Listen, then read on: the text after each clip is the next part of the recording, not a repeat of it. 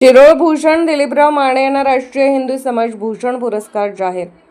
येथील आध्यात्मिक आणि वारकरी संप्रदायातील प्रमुख व्यक्तिमत्व आणि शिरोळ भूषण हबप दिलीपराव रामचंद्र माने यांना अखिल भारतीय हिंदू राष्ट्र समितीचा राष्ट्रीय हिंदू समाज भूषण पुरस्कार देण्यात येणार असल्याची घोषणा अखिल भारतीय हिंदू राष्ट्र समितीचे प्रमुख भगवताचार्य हबप अतुल शास्त्री आदमाने यांनी शिरोळ येथील पत्रकार परिषदेत केले। शिरोळ भूषण हबप दिलीपराव माने यांचे हिंदू धर्माविषयी असलेले प्रेम व निष्ठा, सामाजिक उपक्रमात नेहमी घेत आलेला सहभाग व हिंदू सामाजिक सेवेत त्यांनी जे योगदान दिले आहे ते योगदान पाहता त्यांना राष्ट्रीय हिंदू समाज भूषण पुरस्कार श्री राम जन्मभूमी अयोध्या नगरी येथे 23 मे 2026 रोजी देण्यात येत आहे। या पुरस्कार वितरण सोहळ्याच्या अध्यक्षस्थानी खोपोलीचे कर्मयोगी पद्मश्री दादा इधाते हे आहेत।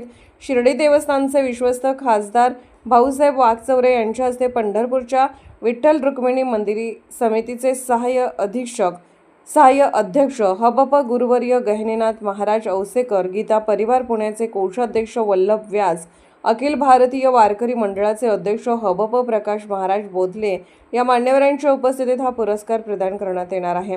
पुरस्कार जाहीर झाल्याचे पत्र उपस्थित मान्यवरांच्या हस्ते हबप दिलीपराव माने यांना देण्यात आले।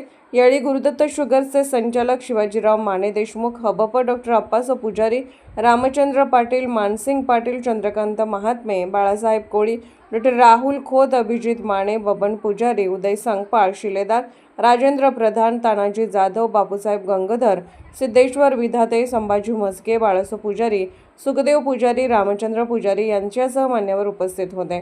हबप विक्रम बनकर महाराज यांनी स्वागत व प्रास्ताविक केले। शिरोळ शहर पत्रकार संघाचे अध्यक्ष DR पाटील यांनी आभार मानले। SK news Shirol.